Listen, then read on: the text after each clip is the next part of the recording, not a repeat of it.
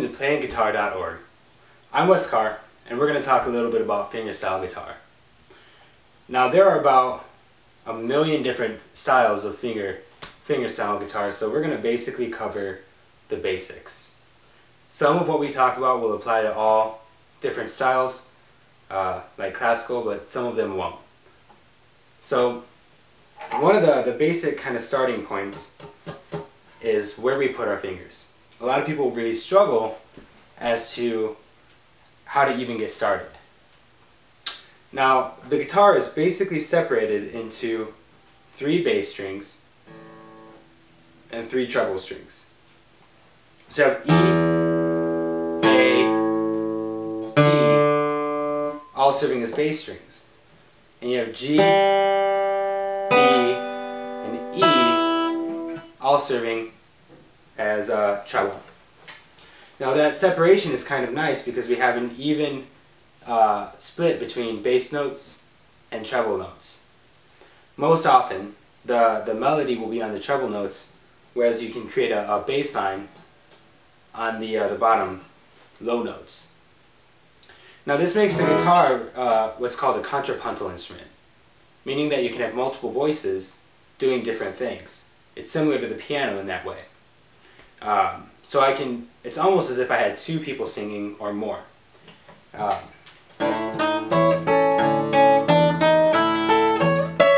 you can hear the melody is on those high strings where I have this alternating 5th bass line.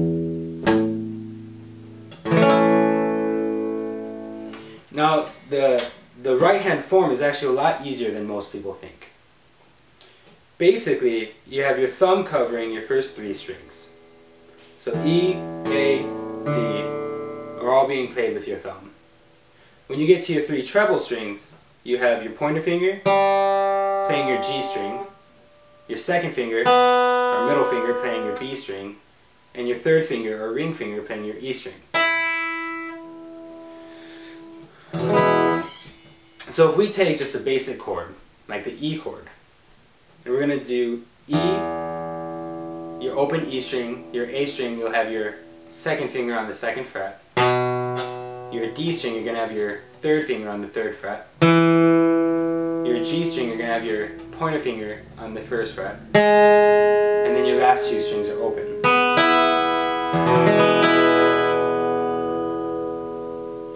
And all we're going to do here is we're going to practice playing the top note with our thumb, pointer, middle, ring.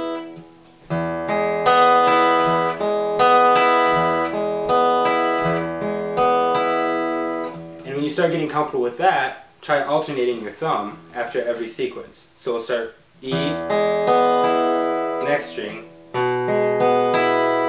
next string. Together it'll sound like.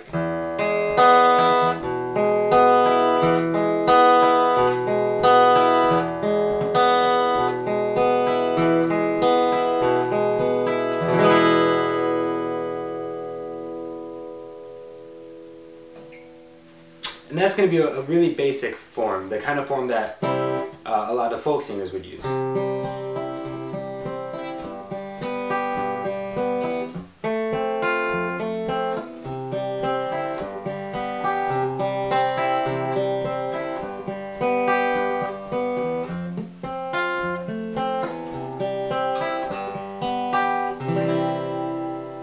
And it provides a nice kind of alternative to the kind of the loud or aggressive or sometimes overwhelming strum, especially if you're accompanying a singer that has a lighter, softer, or more airy voice.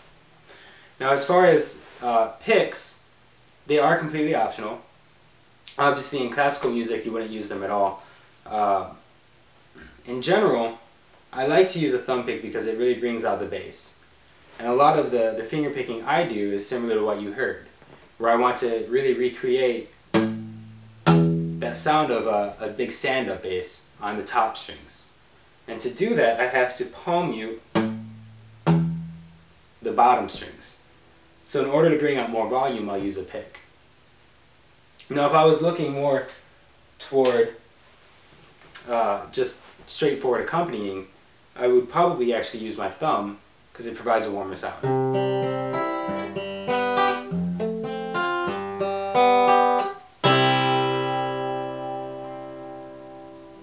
A very important concept that we're going to actually touch on a little bit more when we discuss classical guitar is you don't ever want to move from these parts, this part of your finger, the knuckle here. You want to try to move from the knuckle here. It has a stronger force and can provide a better tone.